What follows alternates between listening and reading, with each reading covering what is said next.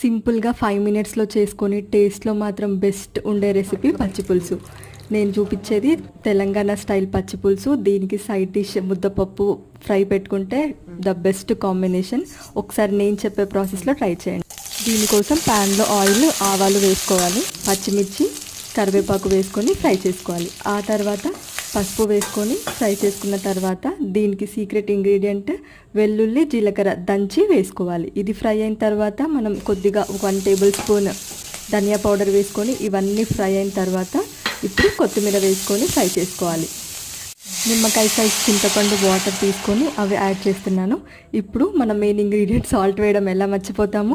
అన్ని వేసి చూడు నన్ను వేసి చూడు అంటారు కదా, అలా సాల్ట్ అనేది చాలా ఇంపార్టెంట్. ఇంకా ఫ్లేమ్ ఆఫ్ చేసేసి ఆనియన్స్ వేసుకొని ఇలా మనం చేతితోనే గట్టిగా పిసికితే సరిపోతుంది. అంతే. ఎంతో టేస్టీగా చేసుకున్న ఈ పచ్చి పులుసు కనుక నచ్చితే ఒక లైక్ చేయండి.